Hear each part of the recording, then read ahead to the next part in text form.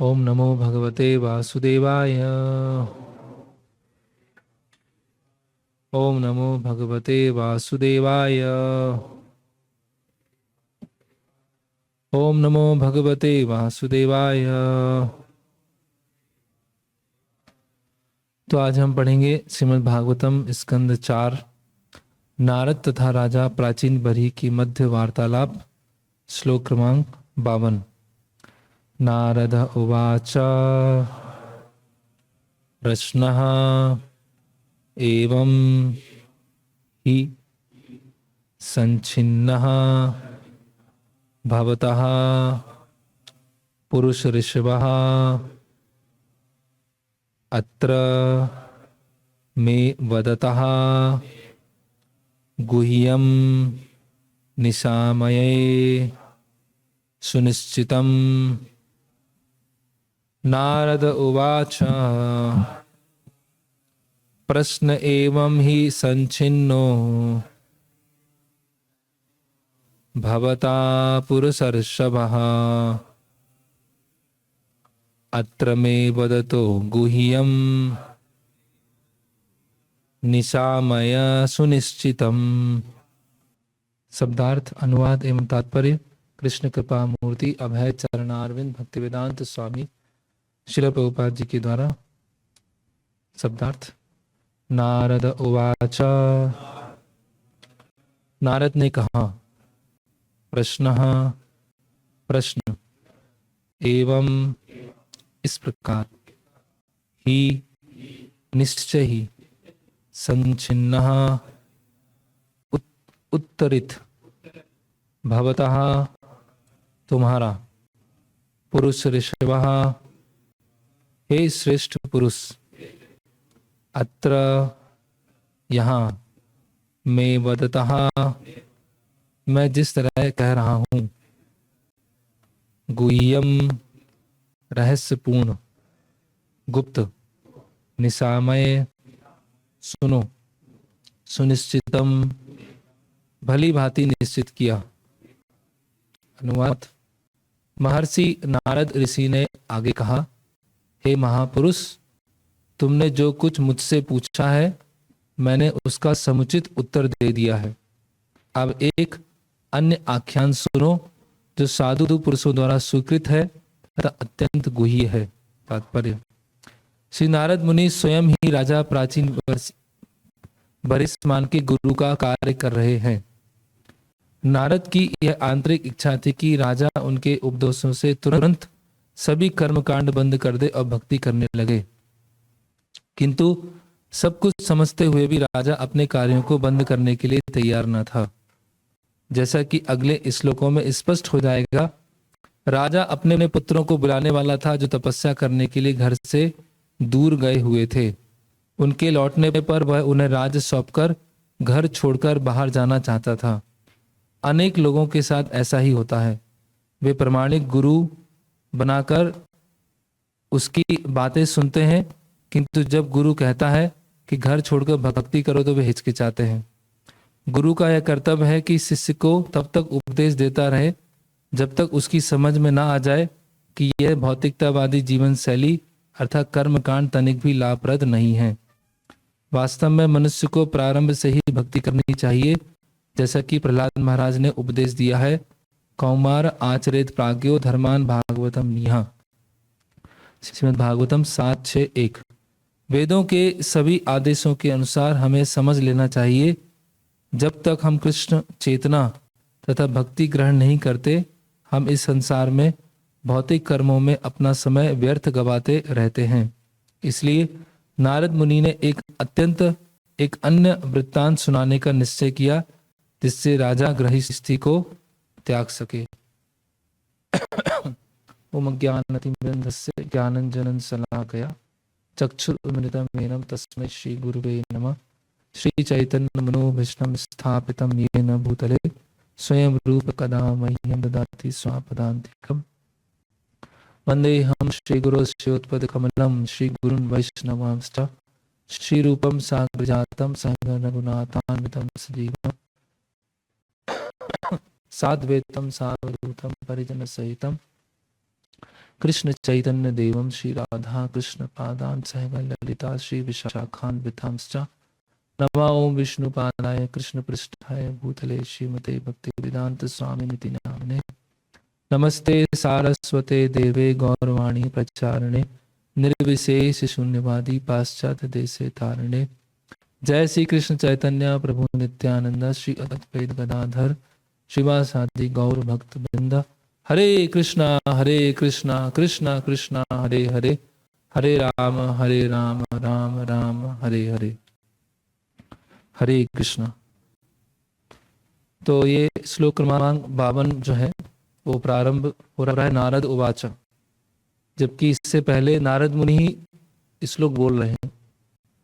सारे नारद मुनि श्लोक एक के बाद एक प्राचीन परिषद को बताते जा रहे हैं और वो निरंतर बताते जा रहे हैं। फिर भी इस श्लोक के प्रारंभ में लिखा है नारद उवाच, तो विचित्र बात है। तो उसका उत्तर प्रभुपाद तात्पर्य में दे रहे हैं कि नारद मुनि ने राजा प्राचीन परिषद को समझा दिया, बता दिया, जो भी प्रश्न थे वो बता दिए। उसके बाद भी प्राचीन परिषद उसको पालन करने के लिए अभी तैयार नहीं है। अभी वो सोच रहे हैं क्या किया जाए। ये कर्म कांड जो यज्ञ है उसमें पशु बलि देना है, क्या उसको मैं बंद करूं? गलत तो है ये, लेकिन बंद करने की तो इच्छा हो नहीं रही है। फिर भी इच्छा तो यही हो रही कर्म कांड करूं और स्वर्ग जाऊं और स्वर्ग जाके भोग करूं। तो नारद मुनि ने पहले प्राचीन वर्षित राजा को सबसे प्रारंभ में समझाया था कि तुमने जिन पशुओं की हत्या की है वो सारे पशु प्रतीक्षा कर रहे हैं, सारे पशु प्रतीक्षा कर रहे हैं, टकटकी लगा के बैठे हुए हैं और सारे ये पशु हैं तुमसे बदला लेने वाले हैं। तो पहले नारद मुनि ने इस तरह से प्रीचिंग किया कि जो तुम कार्य कर रहे हो उसका फल तुम्हें मिलने वाला है। फिर नारद मुनि ने देखा कि ये तो बहुत अपने भोग से बहुत अधिक आसक्त है, तो उसको पहले इनडायरेक्ट बताते हैं। तो इनडायरेक्ट अप्रत्यक्ष रूप से 3 से 3.5 अध्याय में अप्रत्यक्ष रूप से बताया। तो राजा प्राचीन वर्षित ने सोचा कि ये तो पता नहीं चला किसके बारे में, क्योंकि जड़ बुद्धि है। फिर नारद मुनि ने सोचा, विचार किया कि ना तो उसको डर लगा और मैंने अप्रत्यक्ष रूप से बताया वो भी पता नहीं चला, अब डायरेक्ट ही बताता हूँ कि ये जो वृत्तांत पूरा बताया तुम्हारे बारे में बताया। तो ये भी हो गया। उसके बाद भी प्राचीन वर्षित फॉलो करने के लिए तैयार नहीं। ऐसी स्थिति है ना। क्या बोल रहे हैं कि जब गुरु, अब यहाँ पर एक आदेश है गुरु का कि गुरु जब कहता है कि घर छोड़कर भक्ति करो तो वे हिचकिचाते हैं। तो कहने का मतलब ये नहीं है कि घर छोड़ने में हिचकिचाते हैं, या एसेंस ये है कि गुरु की आज्ञा को पालन करने में हिचकिचाते हैं। वो समझ में आ गया है। यहाँ नारद मुनि की आज्ञा क्या है प्राचीन परिषद को कि अभी आपको ग्रह छोड़ने का समय आ गया है, आपके जो पुत्र हैं प्रचेतास हैं वो सब देख लेंगे, लेकिन प्राचीन परिषद क्या है अभी भी वो पकड़ के बैठे हुए हैं। तो इसी तरह से सभी लोग एक ही भागवतम क्लास अटेंड करते हैं, सभी लोग एक ही प्रभुपाद जी की पुस्तक पढ़ते हैं, सभी यथारूपी पढ़ रहे हैं, सभी प्रभुपाद जी के तात्पर्यों का भागवतम पढ़ रहे हैं, सभी एक ही नाम जप कर रहे हैं। ऐसा तो नहीं कोई दूसरा नाम भी साथ में चल रहा है या कोई दूसरी पुस्तकें पढ़ रहे हैं, लेकिन सबका एडवांसमेंट अलग अलग हो रहा है। ऐसा क्यों है? एक ही मंत्र है, एक ही मॉर्निंग प्रोग्राम है, एक ही प्रभुपाद जी के तात्पर्य हैं, सब वही साधना कर रहे हैं, वही पढ़ रहे हैं, लेकिन सबका प्रगति अलग अलग क्यों हो रहा है? चीज बात वो तो है ही, साधन तो एक ही है। तो उसमें हम समझ सकते हैं तात्पर्य के माध्यम से कि जिसमें जितना अधिक संसार को भोग करने की प्रवृत्ति होगी और उस भोग से वो निकलने का प्रयास नहीं करेगा और उसको पता चल गया है कि भोग ठीक नहीं है, फिर भी वो उस भोग को पकड़े हुए बैठा हुआ है, तो वो सुनकर भी नहीं सुन पाएगा। वो भगवत गीता पढ़ने के बाद भी उसको समझ में नहीं आएगी। जैसे हम देखते हैं कि ये जो भगवत गीता है संजय ने धृतराष्ट्र को सुनाया। ये भगवत गीता संजय और धृतराष्ट्र के बीच में चल रही है। तो धृतराष्ट्र ने भी पूरी भगवत गीता सुनी, है ना, और संजय तो खुद सुन के आए थे, सुन रहे हैं वो, अर्जुन ने भी सुना है। लेकिन महाभारत युद्ध के बाद में क्या हुआ कि जब पांचों पांडव धृतराष्ट्र से मिलने जाते हैं तो धृतराष्ट्र बोलता है कि भीम को बुलाओ, है ना, भीम को बुलाओ, मैं भीम को गले लगाना चाहता हूँ। तो भगवान समझ जाते हैं कि धृतराष्ट्र का जो मंतव्य है कुछ दूसरा है। तो भगवान क्या करते हैं, लोहे का पुतला होता है भीम जैसा, उसको आगे कर देते हैं, और धृतराष्ट्र क्या करता है, गले लगाता है और जोर से, तो पुतला पूरा टूट जाता है। और फिर धृतराष्ट्र माफी मांगते हैं कि मुझसे बहुत बड़ी गलती हो गई, मैंने भीम को मार दिया, मैं पुत्र से आसक्त था। तो भगवान बोलते हैं चिंता मत करो, भीम को कुछ नहीं हुआ, मुझे पता था। तो धृतराष्ट्र ने पूरी भगवत गीता सुनी है, लेकिन फिर भी जो पुत्र के प्रति आसक्ति है और जो द्वेष, ईर्ष्या और पांडवों से जो बदला लेने की इच्छा है वो अभी भी बनी हुई है।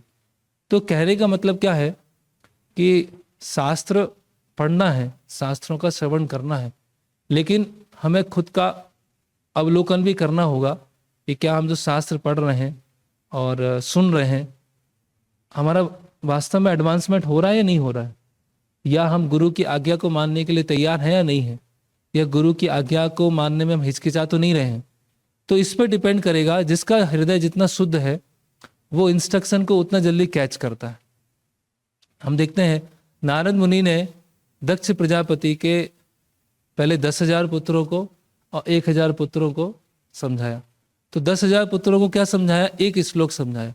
यह 4 अध्याय हो चुके हैं, यहाँ पे 4 अध्याय प्राचीन वर्षित को सुना चुके हैं नारद मुनि।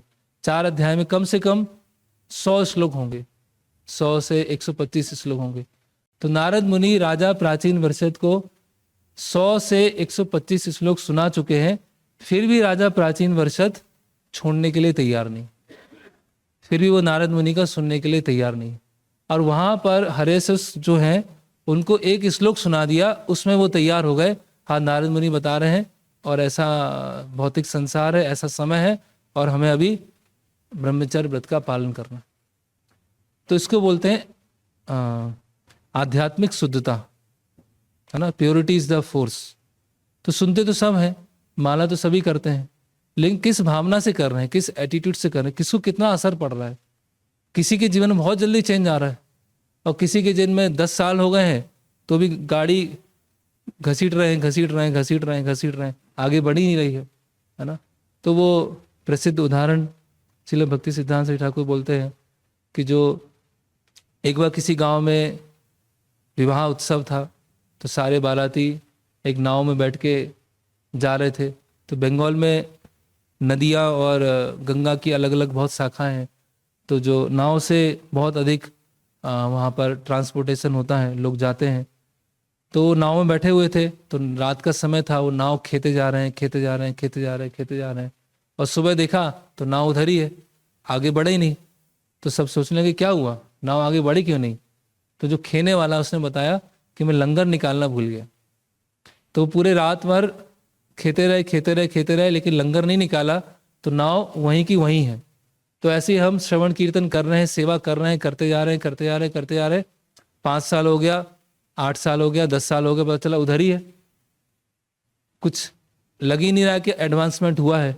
क्यों? क्योंकि लंगर निकाले नहीं है। तो इस तरह से नारद मुनि ने हरिवंश को बताया और उन्होंने तुरंत नारद मुनि की आज्ञा को स्वीकार कर लिया। लेकिन वहीं पर प्राचीन वर्षित को इतना समझा चुके हैं, इतना डिटेल में समझा चुके हैं, उसके बावजूद भी राजा प्राचीन वर्षित स्वीकार करने के लिए तैयार नहीं। इसीलिए कल के श्लोक से नारद मुनि जो प्राचीन वर्षित है उनको एक और स्टोरी सुनाएंगे, वो भी इनडायरेक्ट वे में सुखाएं। तो कहने का मतलब क्या है कि बुद्धि इतनी जड़ है, जैसे हम देखते हैं दक्ष प्रजापति। अभी दक्ष प्रजापति ने शिव जी का अपमान किया और उसके बाद दक्ष प्रजापति का गला भी काट दिया, और गला काटने के बाद बकरे का गला लगाया। और ये सब आता है 4थे स्कंद में। और 6ठे स्कंद में दक्ष प्रजापति हंस गुही प्रार्थनाएं कर रहे हैं। हंस गुही प्रार्थनाएं मतलब वेदों की एक प्रार्थना है, वो भगवान विष्णु को अर्पित कर रहे हैं। और उसके बाद में नारद मुनि जब आते हैं, जब उनके पुत्रों का उद्धार करते हैं, और नारद मुनि जब दक्ष प्रजापति के पास में आते हैं तो दक्ष प्रजापति बहुत अपशब्द, बहुत अपमान से नारद मुनि को सुनाना चालू कर देता। तो जो दक्ष प्रजापति ने भगवान विष्णु के दर्शन कर लिए, जिस दक्ष प्रजापति को हंस गुही प्रार्थना याद है और जिसने शिव जी से माफी भी मांग लिया, शिव जी के जो पार्षद उनसे दंड भी मिल गया, उसके बावजूद भी दक्ष प्रजापति के मन में नारद मुनि के प्रति क्या है कि मेरे पुत्रों को उसने बिगाड़ दिया। तो कहने का मतलब क्या है कि भगवान का संग, हरि कथा का संग, हरि कथा क्या है, अपने आप में शुद्ध करने वाली, श्रवणताम सुकथा कृष्णा पुण्य श्रवण कीर्तना हृदय अंत्यस्ति अभद्राणी विदुनोति सुहृता। हृदय को क्या है, नष्ट प्रायेषु अभद्रेषु नित्यम भागवत सेवे, कि हृदय शुद्ध होगा, है ना, लेकिन हम उसके लिए कितने तैयार हैं? क्या हम लंगर छोड़ने के लिए तैयार हैं कि बस सुनते जा रहे हैं? दूसरा उदाहरण है स्वयं नारद मुनि का। तो भागवतम के प्रथम स्कंद में आता है, नारद मुनि अपने बारे में बताते हैं। नारद मुनि को कितना संग मिला? 4 महीने का संग मिला। 4 महीने में जो भक्ति वेदांत थे उनका उन्होंने सेवा किया, उनसे सुना, उनकी आज्ञा से उनका उच्चिष्ट लिया। और वो 4 महीने जो 5-6 साल के बालक हैं, दासी पुत्र हैं, जिन्होंने कोई अध्ययन नहीं किया है, अगर कुल की दृष्टि से देखें तो बहुत ही निम्न कुल में है, लेकिन उनके अंदर क्या क्या गुण थे यहाँ बता रहे हैं। दान्ते अधृक क्रीड़ांके अनुवृत्ति कृपाम यद्यपि तुल्य दर्शना मुनिया अल्प भाषणी।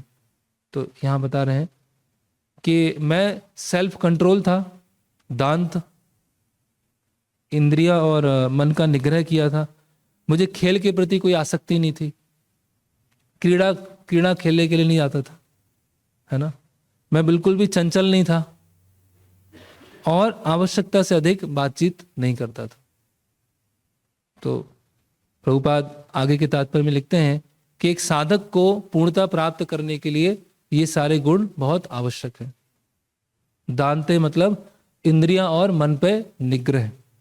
इसके बाद अनावश्यक प्रजल्प, अनावश्यक जो यहाँ पर खेल बताया, स्पोर्ट्स बताया गया, अनावश्यक चीजों में समय व्यर्थ करना, समय की उपयोगिता को नहीं समझना।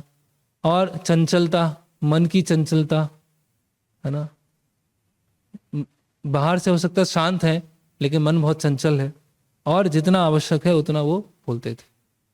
तो इस तरह से प्रभुपाद लिख रहे हैं, एक वर्ड यूज कर रहे हैं Prabhupada, spiritual acumen. Spiritual acumen मतलब व्यक्ति की जो आध्यात्मिक शुद्धता है इतनी तीव्र है कि एक बार वो सुनता है या एक बार गुरु से आदेश लेता है और उसको पालन करने के लिए तैयार है। उसको बार बार बोलने की आवश्यकता नहीं होती, ये बार बार पढ़ना, ये बार बार उसकी आवश्यकता नहीं होती। वो एक बार सुनता है, कुछ बार सुनता है और पालन करने के लिए तैयार हो जाता है। क्योंकि क्या है, आध्यात्मिक शुद्धता, चेतना क्या है, उन्नत स्तर पे सतोगुण में है।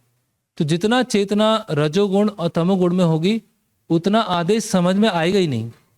पहली बात तो समझ में नहीं आएगा, और समझ में आ गया तो भूल जाएंगे। अगर याद रहा तो पालन करने की इच्छा नहीं होगी। पालन करेंगे तो लंबे समय तक पालन नहीं कर पाएंगे। लंबे समय तक पालन नहीं कर, थोड़ा करेंगे आगे चल के तो इतना बल नहीं होगा, इंद्रियों का इतना मन का बल नहीं होगा, पालन करते करते उसको छोड़ देंगे। क्यों है? क्योंकि हम प्रकृति के जो निम्न जो गुण हैं, तमोगुण और रजोगुण से प्रभावित हैं। इसीलिए पश्चन अपी न पश्यति, या जानिया सुनिया विष खाइनु। जानते हैं, सुना है, लेकिन फिर भी विष की तरफ आकर्षित हो रहे हैं, फिर भी विष खाने के लिए आकर्षित। क्यों है? क्योंकि हृदय में बहुत कमजोरी है, हृदय में बहुत दुर्बलता है। और सारी दुर्बलता, सारी कमजोरी का जड़ क्या है कि हम इस संसार में भोग करना चाहते हैं। फिर नारद मुनि अगले श्लोकों में बताते हैं कि उनके अंदर और कौन कौन से गुण थे। बता रहे हैं, तस्सेव में अनुरक्तस्य प्रासितस्य हते नसा सिद्ध धानस्य बालस्य दांतस्यानुचरस्य च। तो बता रहे हैं कि मैं उन जो भक्ति वेदांत थे उनके प्रति बहुत आसक्त था। मेरा व्यवहार बहुत ही सभ्य था और मैं सेवा के द्वारा सभी तरह से पाप से मुक्त हो गया था। मेरे हृदय में उनके प्रति बहुत तीव्र श्रद्धा थी। मैंने अपनी इंद्रियों को नियंत्रित रखा था। And I was strictly following them with body and mind, और शरीर और मन से मैं उनको स्ट्रिक्टली फॉलो कर रहा था। तो प्रभुपाद ने तात्पर्य में लिखते हैं कि जो शुद्ध भक्ति में सिद्धि प्राप्त करना चाहता है उसको ऐसे गुण होना चाहिए। These are the necessary qualification of a prospective candidate, कि जो सिद्ध होना चाहता है, जो परफेक्शन प्राप्त करना चाहता है, उनके अंदर ये क्वालिफिकेशन होना चाहिए। तो इसीलिए भगवत गीता बहुत लोग सुनते हैं, श्रीमद् भागवतम बहुत लोग सुनते हैं, और सुनना भी चाहिए, है ना, नित्य रूप से सुनना चाहिए। लेकिन हमें देखना चाहिए कि हम प्रॉपर मनोवृत्ति से, है ना, उसको सुन रहे हैं, उसको पालन कर रहे हैं कि नहीं कर रहे हैं। क्या हमारे अंदर ऐसे दैवी गुण समय के साथ विकसित हो रहे हैं? क्या हम अपनी आसक्तियों को, जो लंगर है, उसको हम छोड़ रहे हैं या नहीं छोड़ पाए, या छोड़ पा रहे हैं? नहीं तो क्या होगा, हमारी स्थिति भी कुछ प्राचीन वर्षद जैसी है। जैसे प्राचीन वर्षद को 3 बार समझा दिया अभी तक, डायरेक्टली इनडायरेक्टली, फिर भी समझ में नहीं आ रहा, फिर भी हिचकिचाहट हो रही है। तो इसी तरह से हमें भी पालन करने में क्या होती है, हम बोलते हैं ये तो प्रैक्टिकल नहीं है ना, ये तो कुछ लोगों के लिए प्रैक्टिकल होता है, लेकिन प्रैक्टिकल लाइफ अलग होती है और थियोरेटिकल लाइफ अलग होती है। तो आगे हम देखते हैं कि कैसे जो निर्देश हैं जो हम सुन रहे हैं, और एक समय ऐसा होता है भक्ति में आने के 4-5 साल के बाद, 7-8 साल के बाद बेसिक कृष्णा कॉन्शियसनेस सबको पता होता है। ऐसा नहीं कि कोई नई चीज चर्चा हो रही है कि मॉर्निंग प्रोग्राम अटेंड करना है, नियमित रूप से सेवा में आना है, भागवतम पढ़ना है, पुस्तक वितरण में जाना है। ये ऐसा नहीं कोई नई चीज है, सबको पता है, 5-6 साल में सबको पता चल जाती है। लेकिन किसी की पालन करने की तीव्रता बहुत अधिक होती है, किसी के पालन करने की तीव्रता ही नहीं होती है, कोई पालन करने ही नहीं चाहते। तो ऐसा क्यों हो जाता है, ऐसा अलग अलग क्यों हो जाता है? क्योंकि अपने गुणों से बंधे हुए हैं और गुणों से निकलना नहीं चाहते, क्योंकि अंदर सिंसियरिटी नहीं है, उनके अंदर सरलता का अभाव है, सिंप्लिसिटी का अभाव है। उनका जो सोचना है या उनका जो व्यवहार है उसमें क्या है, बहुत अधिक दिखावा है। तो नारद मुनि 7वें स्कंद में कुछ गुणों के बारे में बताते हैं, वो हम चर्चा करते हैं, कुछ 3-4 गुणों के बारे में, कि कैसे हम निर्देशों को सुनकर उसको पालन करने का प्रयास करें, और जब पालन कर रहे हैं और कुछ समस्याएं हो रही हैं तो उसको छोड़े नहीं, उसको फिर भी आगे करते रहें। तो नारद मुनि 2 गुणों के बारे में बता रहे हैं, सरलता और संतुष्टि। एक साधक को 2 गुणों को समय के साथ में ये अवश्य रूप से विकसित करने की आवश्यकता है। एक है सरलता और एक है संतुष्टि, तुष्टि। तो ये सरलता क्या है वो थोड़ा देखते हैं। तो सरलता का मतलब ये नहीं है कम बुद्धिमान होना या किसी तरह का विवेक नहीं होना या मूर्ख की तरह व्यवहार करना, ये सरलता का मतलब नहीं है। सरलता का मतलब क्या है कि आपके अंदर कोई कपट नहीं है। श्रूडनेस मतलब आप घुमा फिरा के चीजों को करना, घुमा फिरा के बोलना, घुमा फिरा के व्यवहार है, वो नहीं है। दिखावा नहीं है, धोखाधड़ी नहीं है, ना तो वचनों में धोखाधड़ी है, ना व्यवहार में धोखाधड़ी है, ना कि मन में धोखाधड़ी है ना। श्रूडनेस, प्रिटेंशियसनेस और डिसीट, है ना, इनसे मुक्त होना। तो हम देखते हैं कि ये इनसे मुक्त होना बहुत मुश्किल है ना। हम होते कुछ हैं और दिखाते कुछ, ऐसे ही सबके साथ में यही है कुछ और दिखाते कुछ, सोचते कुछ हैं और प्रस्तुत ऐसे करते जैसे बहुत बड़े शुद्ध भक्त हैं। हम जैसे सिंसियर तो कोई है ही नहीं, तो हम अपनी वास्तविक स्थिति को स्वीकार नहीं कर पाते, इसीलिए कुछ अलग तरह से प्रस्तुत करते हैं। फिर आगे बता रहे हैं कि जो व्यक्ति अपने वचन से, अपनी क्रियाओं से आसानी से जाना जा सके कि ये पर्सनालिटी ऐसी है, ये व्यक्ति ऐसे, ऐसा नहीं कि उस व्यक्ति को समझना बहुत ही इतना मुश्किल काम है कि पता ही नहीं चल रहा वो व्यक्ति है कौन। कभी वो कुछ सोचते हैं, कभी कुछ बोलते हैं, कभी कुछ करते हैं और पता नहीं कुछ अंदर अंदर क्या कुछ सीक्रेट ऐसे कुछ चल रहे हैं, कुछ दबे हुए हैं जो किसी को पता ही नहीं चल रहा है वो व्यक्ति है कौन, है ना। तो makes a person very easily understood in speech, action and thought. फिर जैसे ब्राह्मण के लक्षण बताए गए हैं, समा दमा तपा शौचम शांतिम आर्जम एवच। आर्जवम, आर्जवम ये जो गुण है आर्जवम, आर्जवम मतलब सरलता, सिंप्लिसिटी। तो यहां बता रहे हैं किसी भी तरह की मानसिक द्वैत से मुक्त, किसी भी तरह की डुप्लीसिटी। राजनीतिज्ञ, राजनीतिज्ञ कुछ चीजें एजेंडा चल रहे हैं और ऐसा होता है। और प्रभुपाद भगवत गीता के तात्पर्य में लिख रहे हैं सिंप्लिसिटी मतलब आप इतने स्पष्ट हैं, इतने स्पष्ट वादी हैं कि शत्रु के सामने भी आप सत्य बता सकते हैं। जैसे फेमस स्टोरी जवाल, सत्यकाम जवाल। तो सत्यकाम जवाल ने गौतम मुनि ने पूछा कि आप पता करके आइए कि आपके पिता कौन है, आपका गोत्र कौन है। तो वो अपनी माता के पास में जाते हैं, माता बोलती है कि मैंने तो बहुत सारे पुरुषों की सेवा की है, मुझे तो पता नहीं है कि आपके पिता कौन है। तो जवाल होते हैं वो आते हैं और बताते हैं कि गोत्र नहीं है। तो गौतम मुनि बहुत प्रसन्न हो जाते हैं और उनको गुरुकुल में ले लेते हैं। तो इसीलिए सरलता बहुत महत्वपूर्ण है और सरल होना आजकल बहुत कठिन है, सरल होना ही बहुत कठिन है। तो मन की सरलता, क्रियाओं की सरलता, विचारों की सरलता, है ना, कार्यों की सरलता, हर चीज में स्पष्ट, है ना। और यहां तक कि नारद मुनि बता रहे हैं कि सरलता विशेषकर शूद्रों के लिए तो अवश्यम भावी है। मतलब अन्य वर्णों को तो बहुत ही उच्च स्तर का चाहिए, लेकिन शूद्रों के लिए सरलता होना बहुत जरूरी है। तो फिर आगे बताया जा रहा है कि किस तरह से इस सरलता को हम विकसित कर सकते हैं, किस तरह से हम ये जो द्वैत की भावना है या राजनीतिक जो सोच है या हम अपना करना चाहते हैं, हम होते कुछ हैं दिखाते कुछ हैं, इसके लिए हम क्या कर सकते हैं। इसके लिए क्या है, भक्तों की हमें सिंसियरली शरण लेना होगा, उनके सामने अपने आप को प्रस्तुत करना होगा, है ना। और दूसरों के कल्याण के बारे में सोचना होगा। प्रसाद डिस्ट्रीब्यूशन, बुक डिस्ट्रीब्यूशन, प्रचार करना है, हरिनाम संकीर्तन, उसके माध्यम से धीरे धीरे हृदय में ये भावना विकसित होगी कि मैं अपने बारे में क्यों सोच रहा हूँ इतना, मैं अपने बारे में सोच के क्यों मैं अपना व्यवहार को एक डुप्लीसिटी और राजनीतिक व्यवहार की तरह अपने आप को प्रस्तुत कर रहा हूँ।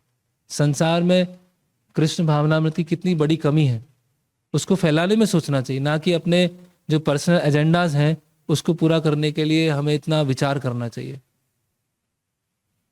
फिर है संतुष्टि। संतुष्टि का मतलब क्या है, भगवान कर्म फलों से जो हमें जीवन प्राप्त हुआ है उसमें संतुष्ट रहना सीखना, है ना। बहुत एरिस्टोक्रेटिक, बहुत लग्जरी, अनावश्यक आवश्यकताओं को पूरा करने के लिए धन उपार्जन करना, अनावश्यक चीजों को इकट्ठा करना, ये सब क्या है, हमें लालच दिखाते हैं, लोभ दिखाते हैं। तो हमारा जीवन कैसा होना चाहिए, सेटिस्फाई होना चाहिए, सेटिस्फेक्शन होना चाहिए। अभी भगवत गीता सुन रहे हैं, भागवतम सुन रहे हैं, मन में तो यही चल रहा है कि अभी ये भी खरीदना है, ये भी लेना है, 102 करना है, 203 करना है, ये भी प्रॉपर्टी बनाना है, ये भी लेना है। तो कहाँ भगवत गीता समझ में आएगी, कहाँ भागवतम समझ में आएगी, क्योंकि मन में तो कुछ और प्रायोरिटीज चल रही, और प्राथमिकताएं चल रही, और दूसरी क्रियाएं चल रही। तो हमें स्वयं से बार बार ये पूछना चाहिए कि हम इस्कॉन में क्यों आए, या प्रारंभ के समय में हम इस्कॉन में क्यों आए थे।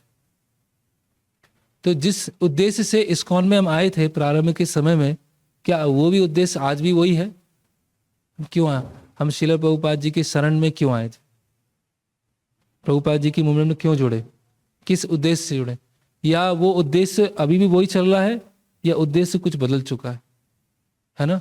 प्योरिटी ऑफ इंटेंशन, प्रभुपाद एक जगह अपने तात्पर्य में लिखते हैं प्योरिटी ऑफ इंटेंशन, हमारी जो चेष्टा है उसमें कितनी शुद्धता है। हृदय में शुद्धता नहीं है कोई बात नहीं, वो समय के साथ होगी। लेकिन हमारे जो चेष्टा है, जो हम करना, जो कार्य कर रहे हैं, उसके पीछे जो उद्देश्य है, उसमें कितनी शुद्धता। बहुत काम, क्रोध, लोभ, मोह, मत्सर, ईर्ष्या बहुत भरी हुई है, वो समय के साथ निकलेगी। लेकिन जो हम सेवा कर रहे हैं, उसके पीछे क्या उद्देश्य है, वो हमें चेक करना है। उसके पीछे अगर उद्देश्य सही है तो समय के साथ शुद्धिकरण होता जाएगा।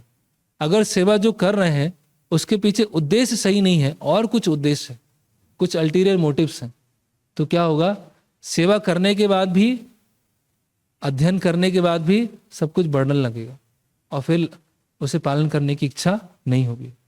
तो श्रील प्रभुपाद बता रहे हैं कि जितना भक्ति में आगे बढ़ेंगे उतना संतुष्टि का गुण बढ़ता जाएगा। तुष्टि पुष्टि क्षुधा अपायनु घासम। तुष्टि मतलब संतुष्ट, भगवान जैसे भी रखना चाहे ठीक है, और क्या है।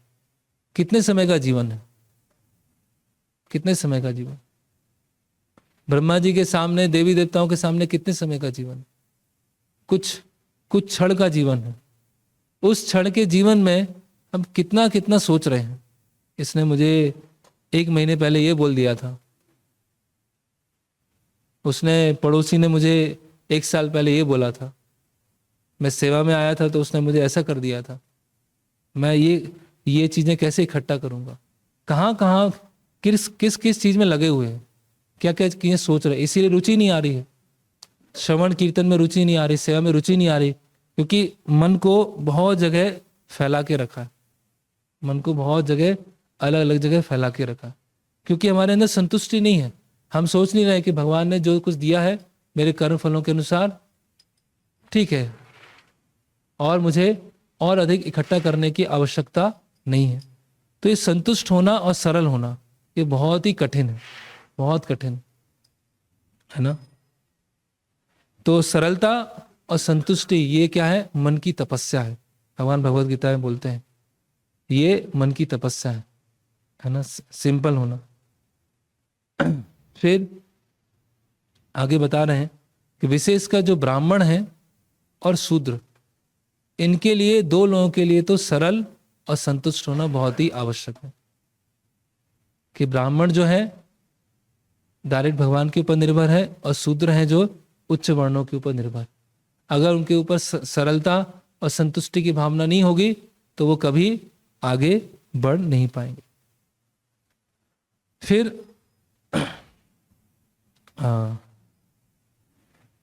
और प्रभुपाद जी आगे बता रहे हैं कि स्वाध्याय, एक गुण जो है वो है स्वाध्याय, जो आज मोक्षदा एकादशी है उससे बहुत संबंधित है, कि सभी भक्तों को नियमित रूप से स्वाध्याय करना चाहिए।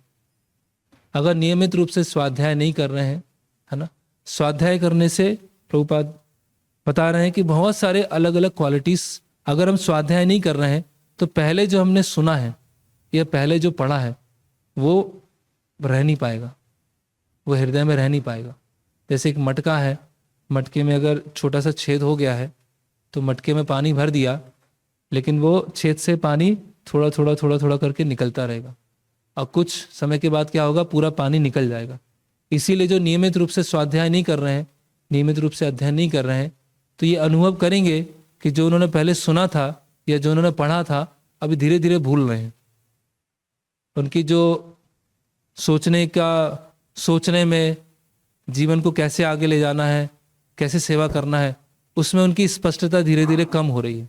वो कंफ्यूज हैं, ये करूं, पता नहीं ये करूंगा तो पता क्या होगा, आगे कैसे होगा, है ना, ये ए करूंगा तो समस्या हो जाएगी, बी करूंगा तो समस्या हो जाएगी। उनका जो इस सोच में और उनकी दृष्टिकोण में स्पष्टता चली गई, वो स्पष्ट रूप से देख नहीं पा रहे, स्पष्ट रूप से सोच नहीं पा रहे। क्यों? क्योंकि नियमित रूप से स्वाध्याय नहीं कर रहे। और हम स्वाध्याय नहीं करेंगे तो फिर हम स्पेकुलेट करेंगे और मनमानी करेंगे। या शास्विधिम उत्सृज्य वर्तते काम कारता न सत्सिद्धिम अवापनोति ना सुखम ना पराम गति। कि जो काम कारता मतलब जो मनमानी करता है, जो मनमानी करता है, मनमानी जो करेगा उसके साथ में क्या होता है, ना सा सिद्धिम अवापनोति, कोई सिद्धि नहीं मिलेगी, भक्ति में पूर्णता नहीं मिलेगी। ना सुखम, और वो दुखी होगा, खुद दुखी होगा, 2-3 लोगों को और दुखी कर देगा वो। ना पराम गतिम, ना उसे हायर डेस्टिनेशन मिलेगा, जो मनमानी से कर रहा है, मनमानी से भक्ति कर रहा है। तो मनमानी कब आ जाएगी भक्ति में? जब हम स्वाध्याय नहीं करेंगे, अध्ययन नहीं करेंगे। और ऐसा हम देखते हैं, जो भक्त लंबे समय तक अच्छे से अध्ययन नहीं करते हैं तो वो डल हो जाते हैं, और उनका जो डलनेस है वो दिखाई देता है, वो बहुत स्पष्ट होता है डलनेस। वो उनका रुचि चला जाता है, टेम्पल प्रोग्राम्स में रुचि चला जाता है, सेवा में रुचि चला जाता है, और भक्ति क्या होती है? बस एक घसीट रहे हैं, किसी तरह से भक्ति बस घसीट रहे हैं। तो प्रभुपाद बोलते हैं भगवद गीता के तात्पर्य में, सभी को स्वाध्याय यज्ञ करना चाहिए। वैदिक शास्त्रों को पढ़ना, वैदिक शास्त्रों को अध्ययन करना, समझना, और वैदिक शास्त्रों के अनुसार कार्य करना, ये क्या है? स्वाध्याय यज्ञ है। 4थे अध्याय के श्लोक के तात्पर्य में प्रभुपाद बता रहे हैं। और स्वाध्याय के लिए अलग से समय निकालना है ना, एक फिक्स टाइम कि मुझे भगवद गीता पढ़नी है। जैसे आज मोक्षदा एकादशी है तो भगवद गीता हम वितरित करते हैं, और वितरित करना बहुत आवश्यक है, बहुत बहुत आवश्यक। लेकिन साथ साथ में उतना ही आवश्यक क्या है? नियमित रूप से भगवद गीता का अध्ययन करना, है ना। एक बार परम पूज्य भक्ति विकास महाराज उनसे पूछा गया, किसी ने पूछा कि कुछ ऐसा था कि भगवद गीता आपने कितनी बार अध्ययन किया है या क्या पढ़ रहे हैं? तो महाराज बोले कि अभी भी मैं भगवद गीता समझने का प्रयास कर रहा हूँ, और जितनी बार पढ़ता हूँ उतने बार नए रियलाइजेशन होते हैं, जितनी बार पढ़ता हूँ उतने और नए दृष्टिकोण से शिक्षाओं को जानने को मिलता है। तो ये कैसे होगा? जब नियमित रूप से अध्ययन करेंगे। तो ऐसा भी होता है जो कॉमन है कि समय के साथ श्रील प्रभुपाद हम बोलते हैं कि भागवतम सेट लीजिए, 2-2.5 साल में, 3 साल में भागवतम आप पूरी कर लेंगे। और स्वयं के 5 साल हो गए हैं, 8 साल हो गए हैं, स्वयं का भागवतम दूसरे या तीसरे स्कंद से आगे नहीं बढ़ा है, और वितरित करने जा रहे हैं कि भागवतम आप 2-3 साल में कंप्लीट कर ले। तो इसीलिए जो कृष्ण कथा है, स्वाध्याय करने से इंटेलिजेंस हमेशा फ्रेश रहती है। इंटेलिजेंस क्या होती है? डल नहीं होती, हमेशा बुद्धि फ्रेश रहेगी, प्रॉपरली सोच पाएंगे, प्रॉपरली समझ पाएंगे, सेवा में लग पाएंगे। लेकिन अगर स्वाध्याय नहीं कर रहे हैं तो इंटेलिजेंस क्या हो जाएगी? डल हो जाएगी। और जब इंटेलिजेंस डल होगी तो उसको पता सब है, सब पता है। जैसे वो श्लोक है, इंद्रियानि परा नाहुर इंद्रियेभ्यः परम मना, मनसस्तु परा बुद्धि यो बुद्धि परतस्तु सा। तो इंद्रियों, जड़ पदार्थों के ऊपर इंद्रियां हैं, इंद्रियों के ऊपर मन है, मन के ऊपर बुद्धि है, और बुद्धि के ऊपर क्या है? बुद्धि के ऊपर आत्मा है। लेकिन रामानुजाचार्य अपने एक टीका में लिखते हैं कि बुद्धि के ऊपर सूक्ष्म लस्टी डिजायर्स, जो बुद्धि को भी कंट्रोल करती है। क्योंकि ये श्लोक पूरा, वो जो कॉन्टेक्स्ट चल रहा है पूरा, काम ऐसा, क्रोध ऐसा, रजोगुण समद्भवा, काम के बारे में बताया कि काम के स्थान क्या होते हैं, बुद्धि में रहता है, मन में रहता है। और फिर रामानुजाचार्य अपनी टीका में लिखते हैं कि जो लस्टी डिजायर है, जो भोग की इच्छा है सूक्ष्म, वो बुद्धि से भी ऊपर। तो वो सूक्ष्म भोग की इच्छा है, वो बुद्धि को डायरेक्ट करती है, अब ऐसे चलो, ये करो। जैसे किसी के अंदर सेवा भावना है तो विचार करेगा कि अभी क्या है कि 2-3 दिन छुट्टी है, तो क्या करते हैं कि मंदिर जाएंगे और कुछ घंटे सेवा करेंगे और कुछ प्रचार करेंगे, कुछ सेवा होगा। ऐसे बुद्धि चलना चालू हो जाएगी। फिर मन बोलेगा चलो अभी फ़ोन करते हैं, चल, और चलेंगे। उससे भोग करने की इच्छा है तो वो कुछ प्लानिंग करेगा, है ना, कि अभी 2-3 दिन मिल रहे हैं और 2-3 दिन में क्या किया जाए। जो तमोगुणी होगा वो सोचेगा मैं तो सोता हूँ अच्छे से, सर्दी का समय है, अच्छी तरह सोता हूँ, अब माला तो हो जाएंगे आराम से, माला तो क्या है। और अगर वो आ गया गलती से मंदिर, तो वहाँ भी वही सोचेगा कि कैसे अपना भोग ढूंढा जाए, किस तरह से अपना भोग ढूंढा जाए। तो रामानुजाचार्य बताते हैं कि जो सूक्ष्म भोग की इच्छा है वो बुद्धि को डायरेक्ट करती, या तो परमात्मा डायरेक्ट करेंगे, सुपर सोल डायरेक्ट करेगी, या सूक्ष्म जो भौतिक भोग की इच्छा है वो डायरेक्ट करेंगे। उसकी वजह से इंद्रिया भी वैसी काम करेंगी, मन भी वैसी काम करेगा, और बुद्धि कैसे हो जाएगी, करप्ट हो जाएगी। तो इसीलिए स्वाध्याय करना बहुत जरूरी है, बुद्धि को शार्प करना, है ना। जैसे चाकू होता है, चाकू में अगर जंग लग जाती है तो अगर चाकू को घिसा नहीं गया तो चाकू से क्या सब्जी नहीं कटेगी, चाकू से कुछ कटेगा नहीं। उसी तरह से अगर बुद्धि को समय समय पर शार्प नहीं किया गया, स्वाध्याय नहीं किया गया, तो भोग और सेवा में अंतर नहीं कर पाएंगे। भाई मैं भोग कर रहा हूँ, सेवा कर रहा हूँ, इतना भोग में चले जाएंगे कि पता ही नहीं चलेगा सेवा चल रही, भोग चल रही। तो इस तरह से ये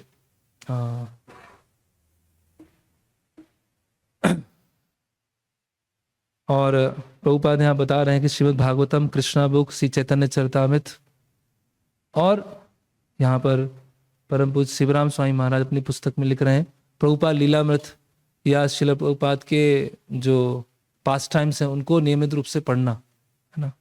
तो ये एक बहुत महत्वपूर्ण गुण है। फिर हम आगे देखते हैं कि ये जो सतोगुण है उसको कैसे विकसित किया जाए। क्यों हम मन से हार जाते हैं, क्यों हम जब समस्याएं आ जाती हैं तो हम अपने घुटने टेक देते हैं, कैसे माया के सामने हार जाते हैं। तो वास्तव में माया के सामने हारते नहीं हैं, पहले ही हारे होते हैं, पहले ही हारे होते हैं, है ना। देवी ऐसा गुणमयी मम माया दुरत्या माम एवाये प्रपद्यन्ते माया मेताम तरंत।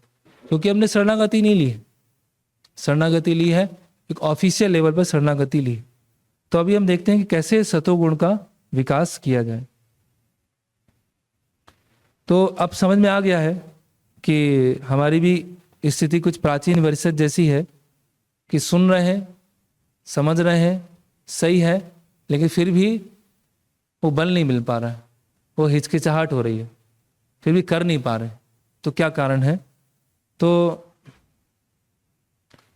परम पूज्य शिवराम स्वामी महाराज की बुक है वर्णाश्रम कंपेंडियम, उसमें वो बताते हैं कि सतोगुण को कैसे विकसित किया जाए, और 10 तरीके बताते हैं कि सतोगुण को विकसित करने के 10 तरीके हैं। अगर वो 10 चीज़ों को हम अपनाते हैं तो फिर हमें आध्यात्मिक बल प्राप्त होगा, आध्यात्मिक शुद्धता प्राप्त होगा, तो हम इंस्ट्रक्शन को रख पाएंगे, इंस्ट्रक्शन को हमेशा विचार कर पाएंगे और इंस्ट्रक्शन के अनुसार पालन कर पाएंगे। तो जैसे हमने प्रारंभ किया था कि सब एक ही चीज सुन रहे हैं, एक ही मंत्र कर रहे हैं, एक ही तरह की सेवाएं लगभग कर रहे हैं, सब में अंतर क्यों आ रहा है? तो यहाँ बताया जा रहा है सबसे पहले है सतोगुण के स्तर में आने के लिए पहला पॉइंट है नियमित रूप से शास्त्रों का अध्ययन, नियमित रूप से शास्त्रों का अध्ययन। और वो डिटेल में बता रहे हैं कि जो सतोगुणी शास्त्र हैं या जो शुद्ध सतोगुणी शास्त्र है उनका नियमित रूप से अध्ययन, है ना। तो जो वो विस्तार से बता रहे हैं कि कुछ शास्त्र तमोगुणी लोगों के लिए बनाए गए हैं, कुछ शास्त्र रजोगुणी लोगों के लिए बनाए गए हैं। एक तो उनसे हटना है, उनसे ऊपर उठना है, और जो सतोगुणी शास्त्र हैं उनका नियमित रूप से, शुद्ध सतोगुणी शास्त्र हैं उनका नियमित रूप से अध्ययन करना है। फिर दूसरा है मेडिटेशन, ध्यान। किस पे ध्यान करना है? विष्णु तत्व, भगवान के विग्रह, उस पर नियमित रूप से ध्यान करना। भगवान के जो विग्रह हैं उनके अलग अलग, भगवान के जो है ना, नमा पंकज नाभाय नमा पंकज मालिनी नमा पंकज नेत्राय नमस्ते पंकजांग्री। कुंती महारानी बोलती कि भगवान नमा पंकज नाभाय, भगवान की नाभि कैसी है? कमल के समान। भगवान की नमः पंकज मालिनी, तो भगवान की माला या गर्दन क्या है? कमल की तरह। भगवान के नेत्र क्या है? कमल की तरह। भगवान के जो पैर है वो कमल की तरह। तो भगवान के जो रूप है उसके ऊपर ध्यान करना। फिर है मंत्र, मंत्रों का उच्चारण करना, भगवत गीता रिसाइटेशन करना या स्तुतियों का रिसाइटेशन करना, श्लोकों को याद करना, कुंती महारानी की स्तुति याद करना, भगवत गीता का 12वां अध्याय है उसको याद करना, 15वां अध्याय है उसका रिसाइटेशन करना।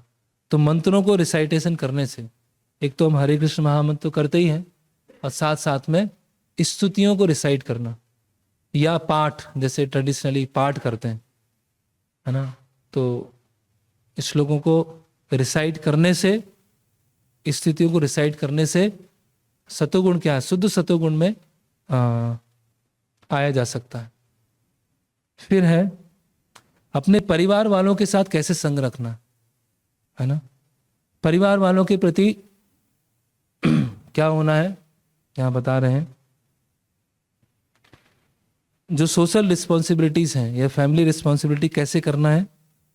Thus one should gradually become detached from affection for his wife and children, exactly like a man awakening from a dream. पारिवारिक जिम्मेदारियों को कैसे समझना है। अंततः क्या है पारिवारिक जिम्मेदारी, एक स्वप्न के समान। अब सुनने में थोड़ा सा, पालन करने में कठिन है, लेकिन अंततः ये पारिवारिक जिम्मेदारी क्या है, एक स्वप्न के समान। तो इसीलिए डिटैच्ड होकर अपनी ड्यूटी करना, कंट्रोलरशिप होकर ड्यूटी नहीं करना। एक कंट्रोलर की भावना नहीं है कि मैं स्वामी हूं, मैं घर की चीजों को कंट्रोल करने वाला हूं, मैं घर के फाइनेंस को कंट्रोल करने वाला हूं, पत्नी बच्चों को कंट्रोल करने वाला। कंट्रोल और अटैच तरीके से ड्यूटी नहीं, डिटैच ड्यूटी। डिटैच ड्यूटी का मतलब क्या है कि एक समय आने पर अभी छोड़ के जाना है। वही नारद मुनि प्राचीन वर्षद को बता रहे हैं कि आप अभी निकलिए, आपके पुत्र संभालेंगे, आप क्यों अटके हुए हैं, घर में क्यों फंसे हुए हैं, आप निकलिए यहां से। तो कैसे ड्यूटी करना है, पारिवारिक जिम्मेदारी या घर कैसे है, डिटैच्ड होकर, निरासक्त होकर, ये समझना है कि ये सारी जिम्मेदारियां अंततः क्या है, एक स्वप्न की तरह है। इसीलिए एक समय आने के बाद बहुत ज्यादा social function, socialization, social responsibilities अब हो गया, जितना करना था वो हो गया। अब अधिक से अधिक समय भगवान की सेवा के लिए देना। जितनी सोशल रिस्पॉन्सिबिलिटी थी वो हो गई, क्योंकि हम एक समाज के भाग हैं, समाज के प्रति कुछ कर्तव्य हैं, वो हमने किए, वानप्रस्थ लिया और वानप्रस्थ के बाद बस। फिर यहां बताया गया है, तो पहला हुआ स्वाध्याय, दूसरा हुआ ध्यान, भगवान के विग्रहों पे ध्यान, तीसरा है मंत्र और स्थितियों का उच्चारण, चौथा है किस तरह से पारिवारिक जिम्मेदारी करनी, पांचवा है हमें अपने जो बता रहे हैं कि जो वर्ण है, मतलब जो हमारा स्वभाव है, जो वर्ण आश्रम के अनुसार जो हमारा ऑक्यूपेशन है, उस ऑक्यूपेशन को बिना किसी मिथ्या अहंकार के और सफलता असफलता का विचार करते हुए भगवान की इच्छा के अनुसार करना है। तो इसमें वर्णाश्रम के बारे में काफी विस्तार से बताया गया है कि एक वर्ण है, वो सोच रहा है, ब्राह्मण सोच रहा हूं कि मैं सबसे उच्च हूं, वैसे सोच रहा है कि मेरी वजह से ही सब फसल आ रही है, मेरी वजह से उत्पादन हो रहा है। जो जिस वर्ण का है, जो आप हैं वैसे ही कार्य करें, कुछ दूसरा बनने का प्रयास नहीं करें। आधुनिक समाज क्या है, दूसरा बनने का प्रयास करते, जो हमारे अंदर नहीं है वो पढ़ के सीख के कुछ दूसरा बनना चाह रहे। तो जो हम हैं, अब ऐसा नहीं कि मैं तो क्रोधी हूं, क्रोधी रहूंगा, मैं तो चिल्लाता हूं तो चिल्लाता ही रहूंगा मैं, और मैं डांटता हूं तो डांटता ही रहूंगा। इसका मतलब ये नहीं है। वर्णाश्रम गुण कर्म विभाग सा, उसके अनुसार जो स्वभाव मिला है उसके अनुसार अपना ऑक्यूपेशन करना। अगर कोई शूद्र ऑक्यूपेशन है, उसमें वो संतुष्ट है, मुझे कुछ नहीं कि मुझे बहुत लड़ने जाना है या मुझे शास्त्रों का गहराई में अध्ययन करना है, संस्कृत सीखना है, कुछ नहीं। तो इससे एक संतुष्टि का गुण आता है, समझ में आता है भाई जो मैं हूं, जो भगवान ने मुझे गुण कर्म से बनाया है वैसे मुझे कार्य करना है। आर्टिफिशियल लाइफ नहीं जीना, कृत्रिम जीवन नहीं जीना। फिर है तो ये 5, वो छठा क्या है, अभी वो तो हमारे कंट्रोल में नहीं है, वो है बर्थ। तो उसमें बता रहे हैं कि गर्भाधान संस्कार, कि माता पिता की जो चेतना होगी उसी चेतना का बालक जन्म लेगा। तो इसीलिए ये बहुत महत्वपूर्ण है। जैसे वो कश्यप और दिति, उनकी चेतना जो कलुषित थी, तो हिरण्यकशिपु को हिरण्याक्ष जैसे जन्म लिया, और बाद में हिरण्यकशिपु हिरण्याक्ष को मार देते हैं। फिर से दीति व्रत करती है और कश्यप मुनि थोड़ा ट्रिक करते हैं कि आप 1 साल का व्रत कीजिए, पयो व्रत कीजिए। तो व्रत करती जाती है, करती जाती है, करती जाती है, 1 साल होता है और उससे उनकी चेतना शुद्ध हो जाती है। और बाद में जन्म होता है वो मरुत का जन्म होता है, देवताओं का जन्म होता है। पहले असुरों का जन्म हुआ और व्रत का पालन करने से फिर देवताओं का जन्म हो गया। तो कैसे चेतना जो सतोगुण है वो कैसे और किस इन्वायरमेंट में रह रहे हैं, बच्चे का विकास किस इन्वायरमेंट में किया जा रहा है। जो बच्चे हैं उनका परवरिश किस वातावरण में हो रही है, उसके अनुसार उनका गुण विकसित होगा। अगर ऐसे लोगों के साथ उनकी परवरिश हो रही है, आगे चल के पक्का वो रजोगुणी और तमोगुणी बने। और भक्तों के समाज में हो रही, भक्तों के बीच में हो रही है, उनका जो गुण विकसित होगा बिल्कुल अलग होगा। फिर 6 हुए, 7वां बता रहे हैं प्यूरिफिकेटरी रिचुअल्स, अलग अलग अनुष्ठान। वो भौतिक स्तर पे भी अनुष्ठान हो सकते हैं और आध्यात्मिक स्तर पे भी अनुष्ठान हो सकते हैं। जैसे एक यहाँ पर महाराज बता रहे हैं, एक जो शैली है वो वस्त्र के बारे में बता रहे हैं। कुछ ऐसे वस्त्र हैं जिनको पहनने से अपने आप ही देहात्म बुद्धि बढ़ती है, और कुछ ऐसे वस्त्र हैं जिनको पहनने से, है ना, जो जितना सुसंस्कृत है वो अपने आप को उतना ढक के रखता है, और जो जितना सुसंस्कृत नहीं है वो अपने बॉडी को उतना एक्सपोज करने का प्रयास करता है। तो वेस्टर्न क्लॉथिंग और जो ट्रेडिशनल क्लॉथिंग है ये भी गुणों को डिसाइड कर। अभी कोई सोचेगा अरे कृष्ण भक्ति तो क्या है, जब करना है ना, ये क्या इतना सारा डिस्कस हो रहा है, इससे अच्छा तो कृष्णा वेस्ट है ना। कुछ अपना शॉर्ट्स पहनो, टी शर्ट पहनो, कोई कंठी माला नहीं, कोई तिलक नहीं, जब कर रहे हैं बढ़िया है। तो लेकिन हम इतने उन्नत स्तर पे नहीं हैं, हम आसपास के एनवायरनमेंट से चेंज होते हैं। जो हमने कपड़े पहने उससे हमारी मानसिकता चेंज होती है। जो हम भोजन ले रहे हैं उससे मानसिकता चेंज होती है। जिस संग में रह रहे हैं उससे हमारी मानसिकता चेंज होती है। तो ये है वस्त्र और अलग अलग अनुष्ठान। फिर है जल के बारे में बताया गया है। जो बहता हुआ जल है, नदी का जल है ना, वो बहुत प्यूरिफाइंग होता है। इसीलिए बड़े बड़े शहर कहाँ बनते थे, जो नदी है उनके पास में बनते थे, कि वहां पर मंदिर भी है। तो मंदिर में जो विग्रह है उनका अभिषेकम कैसे होता था, नदी का जल है उनके माध्यम से होता था। तो यहाँ बताया गया है। और ठंडे पानी से दिन में 3 बार स्नान करना सतोगुण को बढ़ाता है। ठंडे पानी से दिन में 3 बार स्नान करना। सर्दियों में तो साप्ताहिक स्नान होता है कई लोगों का, है ना, पानी बचाते हैं। तो ठंडे पानी से कम सिर पे गर्म पानी ना हो, सिर पे ठंडा पानी हो। तो इतनी ठंडी लग रही है तो बाकी बॉडी पर हल्का गर्म पानी हो सकता है, लेकिन सिर पे ठंडा पानी होना चाहिए। वो शास्त्रों में है, वो गुडनेस को बढ़ाएगा, वो सतोगुण को बढ़ाएगा, वो आलस्य निकालेगा, वो दिमाग को फ्रेश करेगा। और आचमन, कोई भी पवित्र चीज छू रहे हैं, अध्ययन करना चालू कर रहे हैं, कोई मंत्र कर रहे हैं, कोई भी पवित्र वस्तु है उसको छू रहे हैं, उससे पहले आचमन, तो ये सतोगुण को बढ़ावा देता है। फिर स्थान, कहाँ पर रह रहे हैं।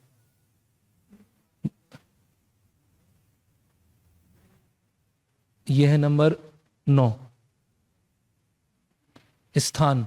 तो यहाँ महाराज बता रहे हैं कि धाम में रहना, या जहाँ पर विग्रह है, विग्रह की सेवा करते हुए भक्तों के समाज में रहना, वही वृंदावन मायापुर में रहना है। रूरल कम्युनिटीज, कृषि समुदाय, जहाँ पे सतोगुण की प्रधानता है। शहर क्या है, उसमें रजोगुण की प्रधानता है। तो अपना व्यक्ति राजसिक हो जाएगा, तामसिक हो जाएगा। लेकिन कोई राजसिक तामसिक व्यक्ति है, वो चारों तरफ से सतोगुण से घिरा होगा, तो समय के साथ साथ उसमें भी सतोगुण की स्थिति, सतोगुण का विकास होना चालू हो जाएगा। तो इसीलिए भगवान के धाम में रहना, भक्तों के समाज में रहना, कृषि समुदाय में रहना, तब वो सतोगुण का धीरे धीरे विकास होगा। और सबसे लास्ट में है समय। तो ब्रह्म मुहूर्त का पूरा उपयोग करना। ब्रह्म मुहूर्त में सोना मृत्यु के समान। अगर कोई ब्रह्म मुहूर्त में सो रहा है मतलब वो मृत्यु को गले लगा के सो रहा है। तो ब्रह्म मुहूर्त क्या है?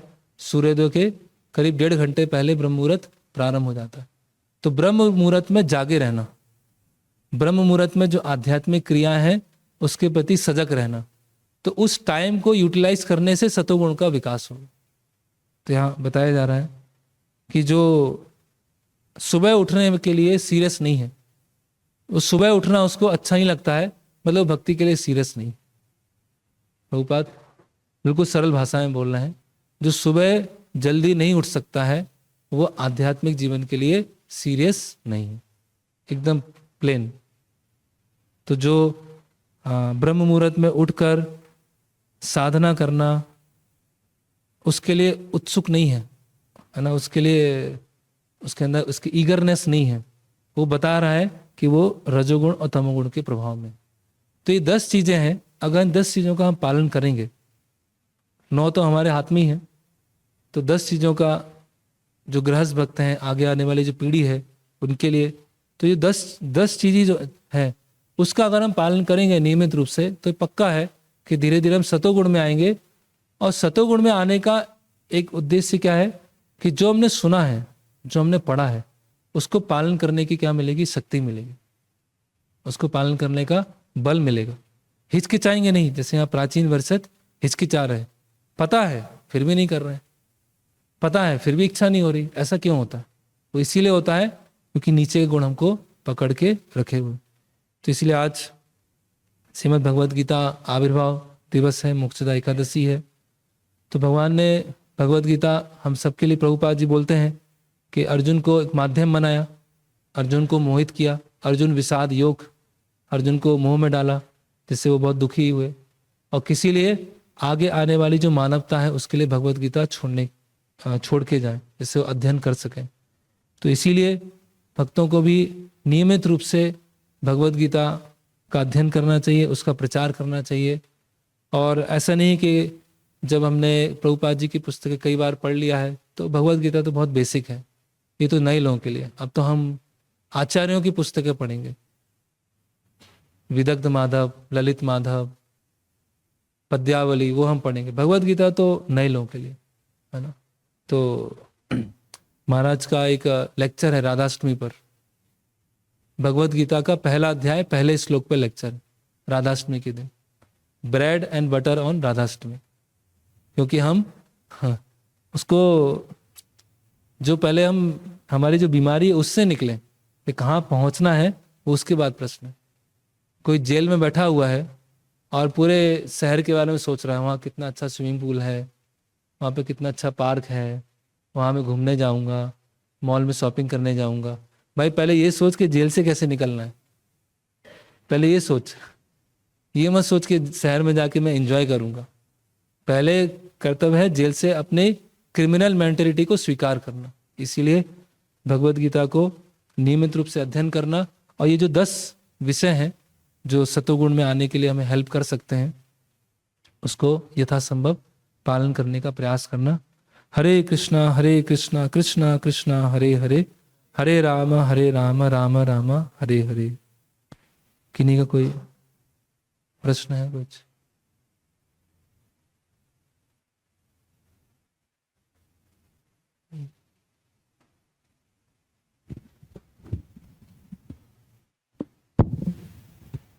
हरे कृष्णा।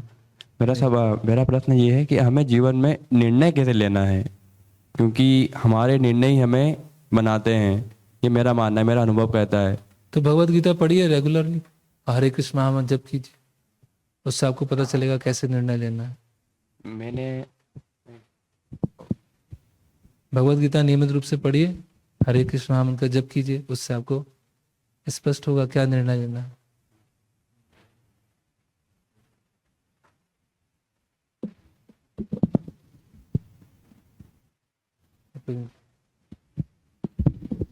हरे कृष्ण बाबू जी, अभी जो हम कर रहे हैं हमें ये कैसे पता चलेगा कि अभी हम सेवा कर रहे हैं कि भोग कर रहे हैं, उसमें कैसा क्या डिफरेंस रहेगा? दूसरे भक्त बताएंगे कि हम सेवा कर रहे हैं, भोग कर रहे हैं। जब भोग पूरा नहीं होगा तो सेवा छोड़ देंगे। ओके। जब समस्या आएगा तो सेवा छोड़ देंगे। जब दिमाग में चिंता बढ़ जाएंगी तब सेवा छोड़ देंगे। तो ऐसे अलग अलग टाइम अहेतु की अप्रतिहता, ये आत्मा सुप्रसिद्धति, ऐसी सेवा जो जिसके पीछे कोई हेतु नहीं है कि इसके बदले मुझे कुछ चाहिए, और अप्रतिहता, बिना रुके, कैसी भी स्थिति हो, चाहे वो प्रसन्नता हो या प्रसन्नता ना हो, या टेंशन है या टेंशन फ्री है ना, किसी भी अवस्था में हम सेवा बिना किसी कारण के किए जा रहे हैं। अगर दूसरा कुछ मोटिव है, भोग है, तो सेवा छोड़ देंगे। और ऐसा होता है, अब सेवा छोड़ देते हैं। क्यों? क्योंकि अब हम जैसे प्रभुपाद जी का जीवन देखते हैं, श्रील प्रभुपाद जी, तो प्रभुपाद जी फिक्स है कि गुरु की सेवा करना है।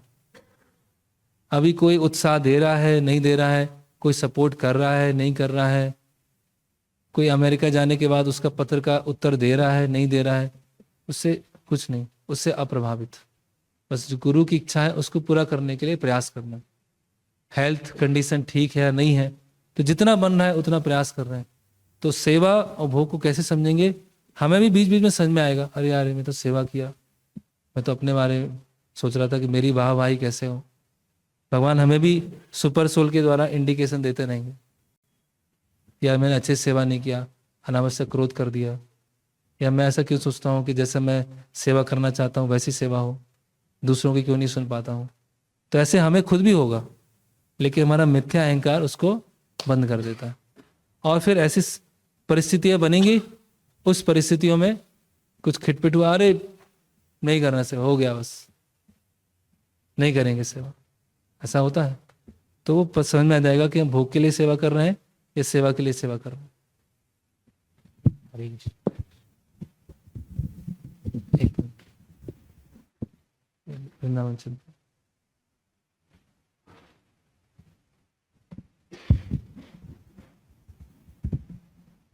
हरे कृष्णा। जैसे प्रवचन में चर्चा हुई कि आध्यात्मिक गुणों का विकास आवश्यक है भक्ति में प्रगति के लिए, और दो विशेष गुण सरलता और सिंप्लिसिटी और संतुष्टि चर्चा हुई। तो ये गुण जो है वो मतलब समझते हैं कि वैदिक संस्कृति वर्णाश्रम व्यवस्था इत्यादि में पनपते हैं, मतलब विकसित होते हैं व्यक्ति के स्वभाव के अंदर, चरित्र के अंदर। लेकिन जो उदाहरण हमने देखे, दक्ष प्रजापति, प्राचीन बरहिसत, तो वो वैदिक संस्कृति के उदाहरण है। उनके समय पे वर्णाश्रम व्यवस्था पूरी उपस्थित थी, फिर भी वो भगवान का शरण नहीं ले पा रहे। तो इसका कोई महत्व है भी या नहीं है वैदिक संस्कृति का? क्योंकि उदाहरण तो हम ऐसे देखते हैं कि वो उसमें होने के पश्चात भी भगवान का शरण नहीं ले पा रहे। तो अगर नहीं है कोई व्यक्ति वैदिक संस्कृति में, और प्रभुपाद जी ने ऐसे उदाहरण कई बनाए कि जो वैदिक संस्कृति नहीं थी, म्लेच्छ संस्कृति के अंदर अनेक भगवान के भक्त बनाए, तो फिर वैदिक संस्कृति का प्रचार करने की क्या आवश्यकता है? जी, तो प्रश्न ये है कि जो प्राचीन बरहिसत या दक्ष हैं वो तो वैदिक संस्कृति के भाग हैं, लेकिन उनके अंदर भी संतुष्टि या सरलता का अभाव है ना, और उनके अंदर भोग की भावना है।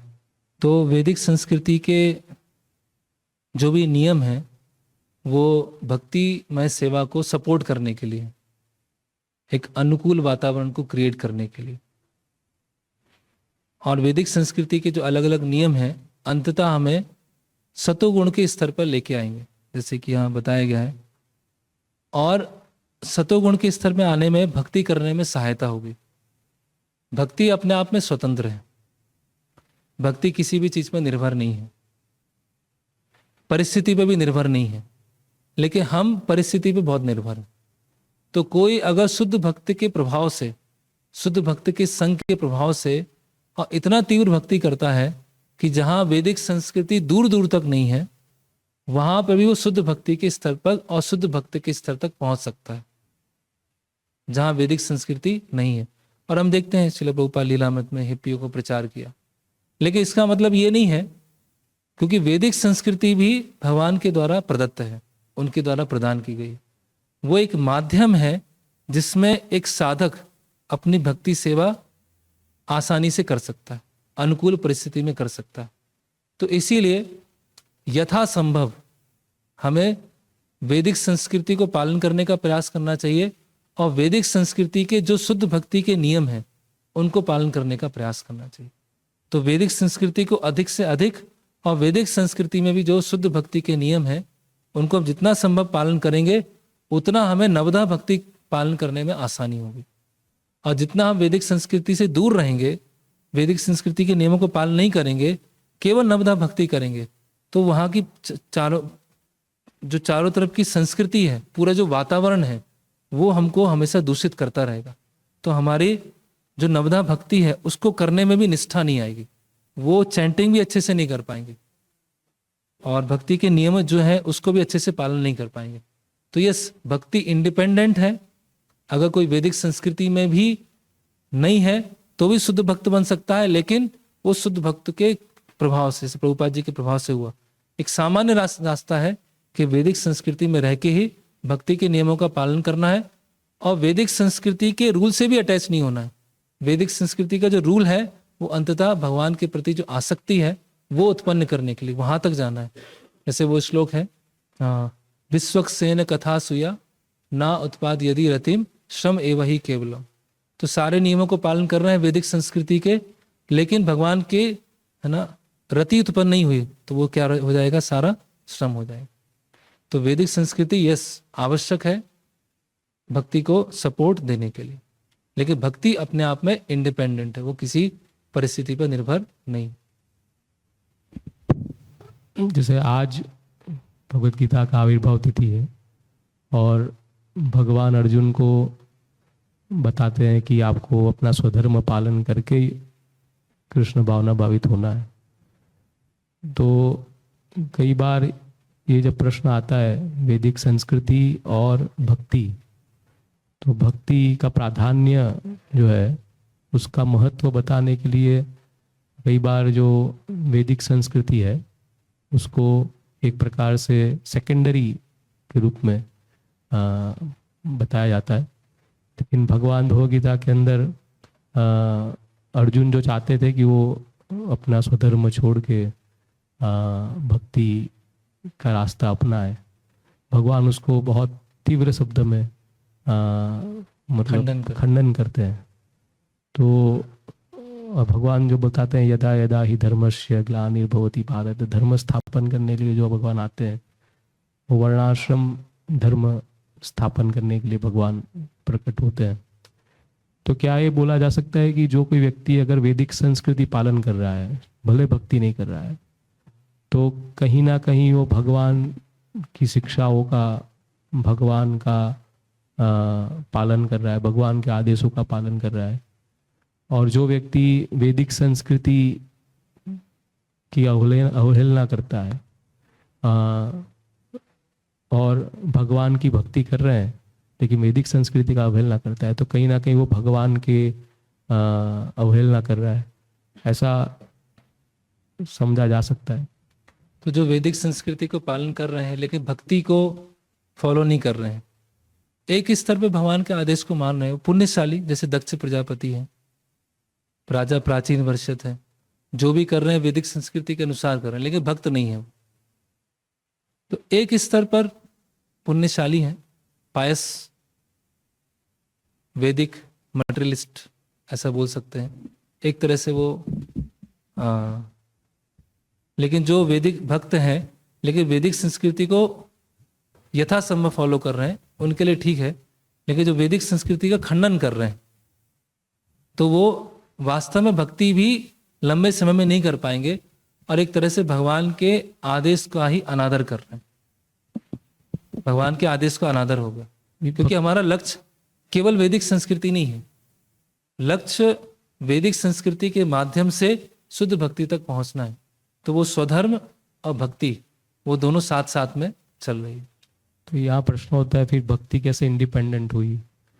अगर व्यक्ति भक्ति करने का प्रयास कर रहा है, भक्ति में आगे बढ़ने का प्रयास कर रहा है, लेकिन वैदिक संस्कृति के प्रति घृणा करता है, और आपने बताया कि अगर वैदिक संस्कृति को अगर वो नहीं स्वीकारेगा तो भक्ति भी उसकी नष्ट हो सकती है। जी, तो अगर भक्ति इंडिपेंडेंट है तो वैदिक संस्कृति का पालन नहीं करने पे भी तो वो प्रगति उसकी होनी चाहिए। अंततः जो भक्ति निर्भर है वो भक्ति के ऊपर निर्भर है, साधु संघ के ऊपर निर्भर। कृष्ण भक्ति जन्मे हुए मूल साधु संघ, तो वो साधु संघ पे ही पूरा भक्ति निर्भर है। तो वैदिक संस्कृति एक ऐसा माध्यम है जो हमें ऐसे एक वातावरण देती है जिससे हम साधु संघ करते हुए पूर्णता पे प्राप्त कर सकते हैं। तो भक्ति इस तरह से इंडिपेंडेंट है कि भक्ति ना कर्म पे निर्भर है, ना ज्ञान पे निर्भर है, ना योग पर निर्भर है, और कोई वैदिक संस्कृति का भाग नहीं है तो भी वो भक्त बन सकता है। जैसे हम देखते हैं हिप्पीज को प्रभुपाद ने भक्त बनाया। लेकिन अब बात आती है अनुकूलस्य संकल्प प्रतिकूलस्य वर्जनम, कि भक्ति के लिए अनुकूल चीजों को ग्रहण करना और प्रतिकूल चीजों को छोड़ना। तो अनुकूल चीजों के लिए ग्रहण करने के लिए वो वैदिक संस्कृति है। अगर वो वैदिक संस्कृति का पालन नहीं करेंगे, इसका मतलब वो शरणागति नहीं दिखा रहा है, भगवान के प्रति सरेंडर नहीं दिखा रहा है, तो इसीलिए उनका प्रगति नहीं होगा। लेकिन कोई किसी भी बैकग्राउंड का हो, जैसे भागवतम की 11वें स्कंद में आता है, दूसरे स्कंद में भी है, किरात हुड़ांद पुलिंद पुलकसा आविर सुम्मा यवना खसादया यन्ने च पापा यद पाश्रयास्य शुद्धंति तस्मै प्रभु विष्णु में नमः। किरात है, हुड़ांद है, पुलिंद है, ये तो यवन है, वो वर्णाश्रम के पूरे बाहर ही है, वैदिक संस्कृति के बाहर है, फिर भी प्रभु विष्णु में नमः। अगर जिन्होंने भगवान का आश्रय लिया है उनका आश्रय ले लिया, प्रवंती शुद्धंति तस्मै प्रभु विष्णु में नमः, उनका भी वो भी शुद्ध हो जाएंगे। तो वो भक्तों के संग का इतना पावरफुल है। लेकिन भक्ति का अंग है शरणागति। शरणागति में अनुकूल लेना है, प्रतिकूल लेना है, और अनुकूल वैदिक संस्कृति। तो इस तरह से भक्ति स्वतंत्र है।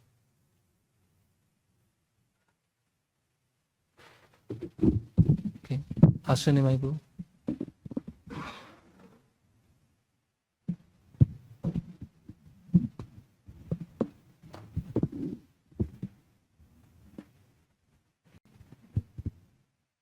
कमेंट थोड़ा कमेंट कर सकता हूँ। जैसा वैदिक नियम कानून यह एक नाव का समान है। नौका, तो नौका से नदी पार होना उद्देश्य है, और ओई पार में नौका कोई जरूरत नहीं। ओई पार में जो हम किनारा में चल गया, नहीं, ऐसा नहीं है ना, थोड़ा मैं कंप्लीट करने का थोड़ा हो सकता, मेरा रॉन्ग हो सकता। तो जो शुद्ध भक्त हो जाता है भगवान का, वो तो पहला नियम कानून पालन करता है। जो शुद्ध भक्त हो जाता है वही टाइम में वो नियम कानून पालन करना चाहता है, बट कृष्ण ग्रह इतना उनका ऊपर प्रभाव विस्तार करता है, कृष्ण ग्रह ग्रहिता करना चाहता है बट नहीं करना पाता है। जैसे चैतन्य महाप्रभु डेली चैतन्य महाप्रभु का रूटीन है दोपहर में गंगा का स्नान करना और गर्भ में विष्णु पूजा करना। तो चैतन्य महाप्रभु कभी भी विष्णु पूजा नियम पालन नहीं कर सकता, करना पाता है। इतना प्रेम आता है, उनका अश्रु जल में उनका जो कपड़ा है सब गीला होता है। तो चैतन्य महाप्रभु बोलता है मेरा तो कपड़ा गीला हो गया, मैं अशुद्ध हो गया। ऐसा चैतन्य महाप्रभु बहुत कपड़ वही समय चेंज करा और कपड़ा भी नहीं। तो वही टाइम में गदाधर पंडित उनका पास में आया, तो चैतन्य महाप्रभु बोला आप विष्णु का थोड़ा पूजा करिए, मैं करना नहीं पाता है। तो जो शुद्ध स्तर में चला जाता है वही टाइम में और नियम कानून फॉलो करना चाहता है बट नहीं। जैसा माधवेंद्र पुरी बात बोलता है, मैं सूर्यदेव के अलग अलग पितृपुरुष के मैं अभी नमक करता है, उनका मैं सेवा अभी नहीं कर सकता। ऐसा एक श्लोक है।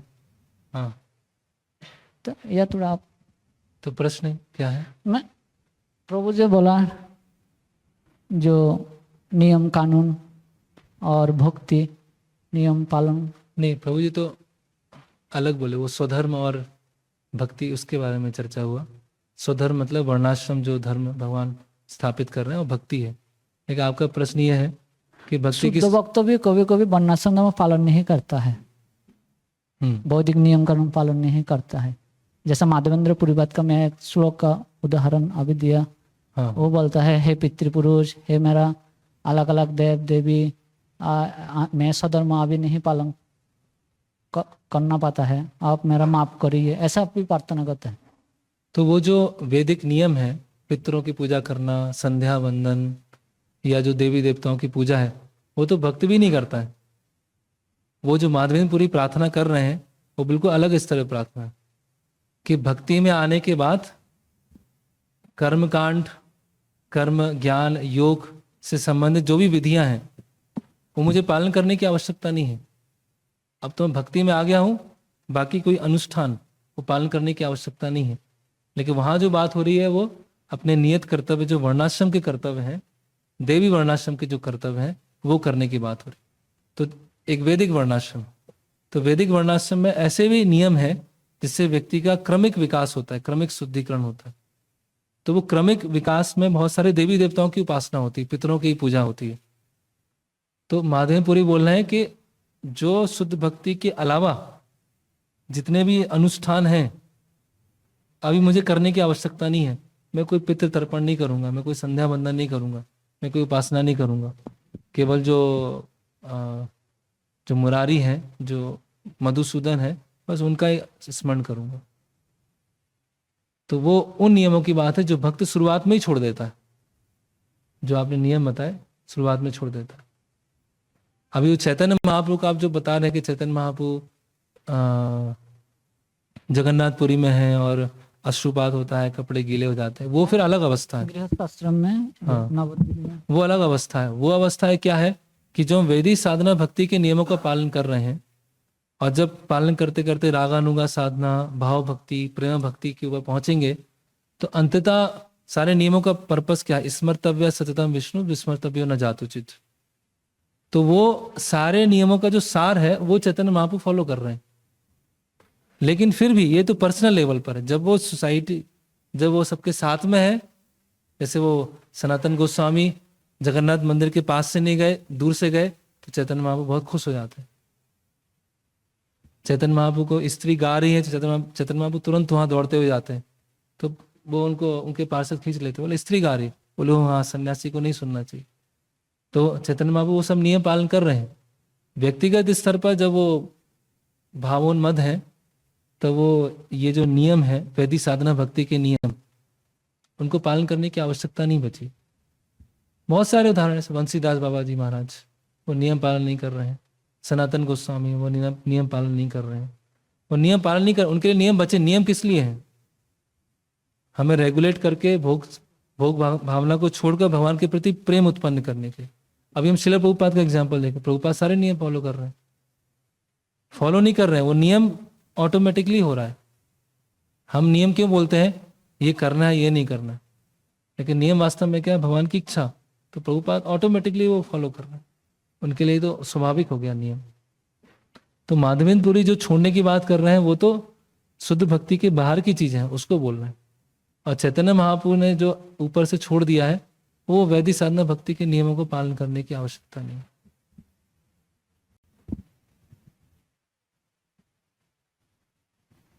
प्रभु एक प्रश्न है, जो सरलता का उदाहरण दिया, तो सरलता तो सरलता का कभी कभी सरलता का,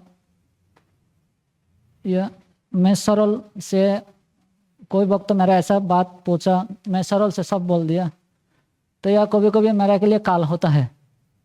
काल मतलब मेरा अटैक करता है, आक्रमण करता है। मैं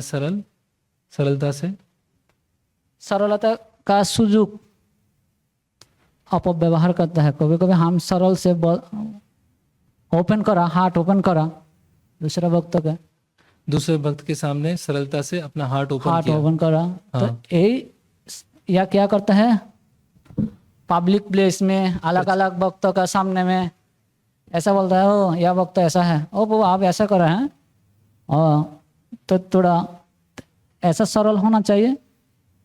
और जैसा यह एक है वैष्णव समाज, सब उस हमारे मंदिर में कोई संतरासी, कोई गुंडा, कोई ऐसा लोग आया बोला मंदिर का कैशियर कहाँ है, मैं मंदिर का जो पैसा कहाँ है, कहाँ रखता है।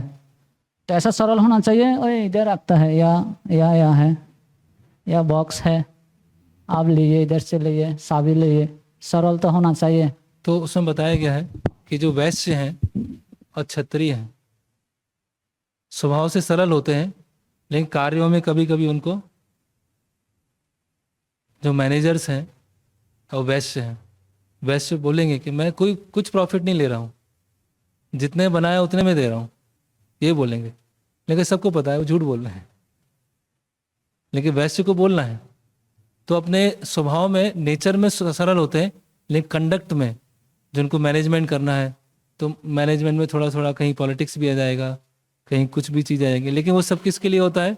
सेवा के लिए होता है।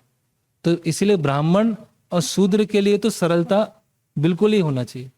क्षत्रिय और वैश्य के लिए भी सरलता है, लेकिन उनके जो ऑक्यूपेशन है उस ऑक्यूपेशन के अनुसार, जैसे डिप्लोमेसी भी होती है, राजा लोग डिप्लोमेसी करते हैं, मैनेजर्स को डिप्लोमेसी करना पड़ता है, और जो वैश्य होते हैं उनको भी कुछ एक स्तर की रहती है। जैसे कि जब इंद्र ने अपमान कर दिया दुर्वासा मुनि का, तो असुरों ने क्या कर दिया, सारा इंद्र का राज्य ले लिया। तो भगवान ने क्या बोला, जाओ संधि करो, देवतागण तुम जाके संधि करो, किसके साथ?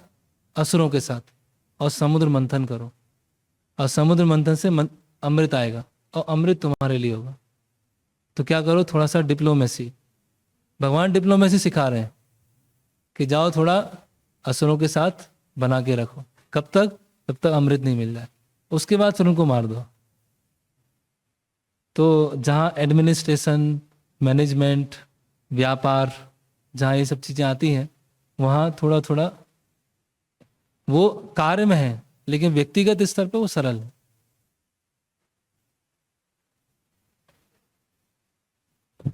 जैसा मंदिर में वो तो मैंने आपने बोला कैशियर से पूछा, कैशियर कौन है, कहाँ है कैशियर? प्राण प्राण कृष्ण उनसे पूछा कैश कहाँ रखा है, ले कैश लेगा। तो ये सरलता नहीं है, ये बेवकूफी है। वो बेवकूफी, वो सरलता नहीं है। वो भगवान के लिए सुरक्षा होना चाहिए ना, भगवान की सेवा के लिए सुरक्षा। कहने का मतलब क्या है, किसी भी तरह की वो डिप्लोमेसी और कपट, छल, धोखाधड़ी, वो भावना नहीं होना चाहिए। अब उनको वो कार्य है, वो एक भक्त को, या वर्णाश्रम में क्षत्रिय है या वैश्य, उनको एक कार्य दिया गया, उनको वो समाज में कार्य करने के लिए वो करना पड़ेगा वो चीजें, लेकिन उसमें खुद के उसकी भावना नहीं है। भगवान ने कितना पॉलिटिक्स किया, भगवान सरल नहीं है। भगवान सबसे सरल भी है और सबसे बड़े पॉलिटिशियन भी है, सबसे सरल है भगवान। पत्रम पुष्पम फलम तोयम यो में भक्त है प्रचित। पत्र और पुष्प देने से ही भगवान संतुष्ट हो जाते हैं, सरल नहीं है। अब वो बोल रहे हैं कि अश्वत्थामा मारा गया, नरोवा कुंजरोवा, युधिष्ठिर महाराज से ही बुलवा रहे हैं, तो भगवान तो कैसे सरल हुए।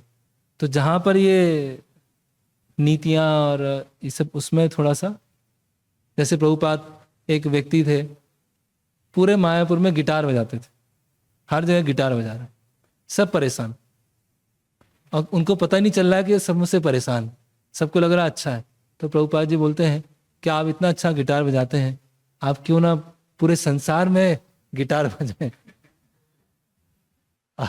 हर जगह जाके लोग, भक्तों को गिटार, तो प्रभुपाद ने डिप्लोमेसी किया वहाँ, एज ए मैनेजर डिप्लोमेसी की कि आप जाइए पूरे संसार में गिटार बजाइए।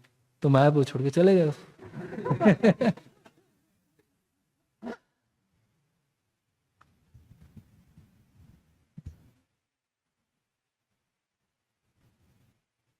जो मोहिनी अवतार, उन्होंने भी तो वो किया, उन्होंने भी तो असुर को बोला एक आप एक लाइन में बैठ जाइए, आप एक लाइन में बैठ जाइए, सबके पास अमृत आएगा।